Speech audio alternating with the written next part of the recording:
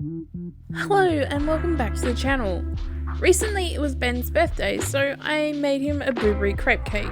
I was a little bit concerned about taking the time to learn how to make one and thought it might be difficult, but I'm going to show you the process. Starting with the blueberry coulis, you'll need 500 grams of blueberries, I used frozen, half a cup of caster sugar, and a tablespoon of lemon juice.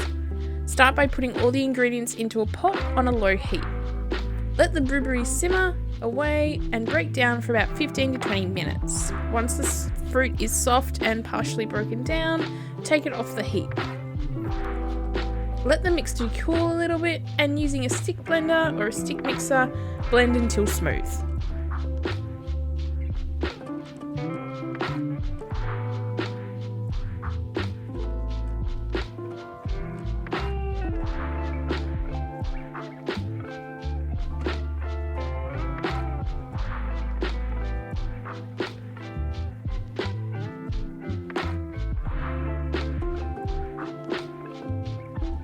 Now let's move on to the crepe batter. You'll need a cup of flour, 2 eggs, 1.5 cups of milk, a tablespoon of sugar and 1/4 teaspoon of salt. Mix together dry ingredients before adding the eggs. Gradually pour in the milk and whisk the batter to combine. Let it stand for 20 minutes at room temperature and let it form a couple of bubbles before starting to bake it. I also used a little bit of food dye because I'm going to create a gradient.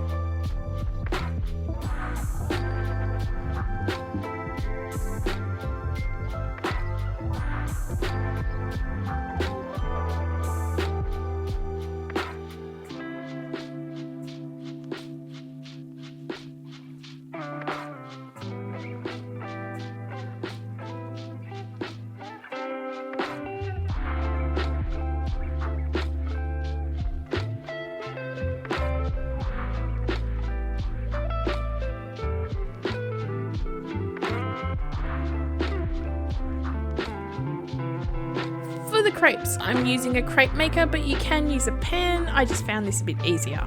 Start by pouring the dough and swirling it until you get a nice circular or circular-ish shape. I added a bit more food dye after a couple of crepes, hence the colour change through the time lapse.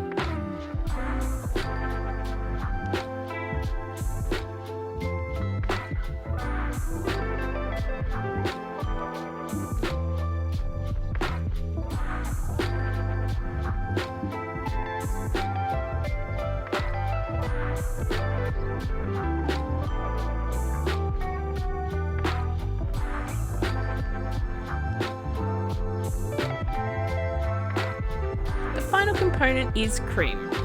Pour out a container of whipping cream and add half a teaspoon of vanilla essence and a tablespoon of sugar. Using an electric mixer, mix the cream until you get nice soft peaks. Now it's time to build the crepe cake. Dun, dun, dun.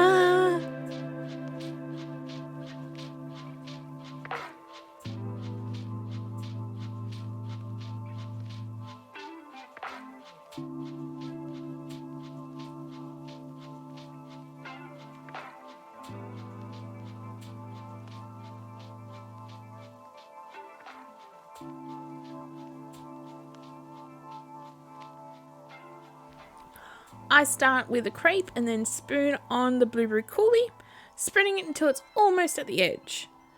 Add the next crepe and spoon on some of the cream and spread again. Make sure everything is as centered as possible so you don't have a leaning tower of crepes as you build. Rinse, repeat until you run out of crepes. I then coat the top and sides as you would ice a normal cake, and then I allowed it to refrigerate for at least an hour before I served it. This was delicious and it was so much easier to make than I thought it would be. Definitely give it a try if you've been putting it off. It was one of those projects in which I had sort of built it up a lot in my head, but by the time you make all the components and realise what you need to do, it's quite easy.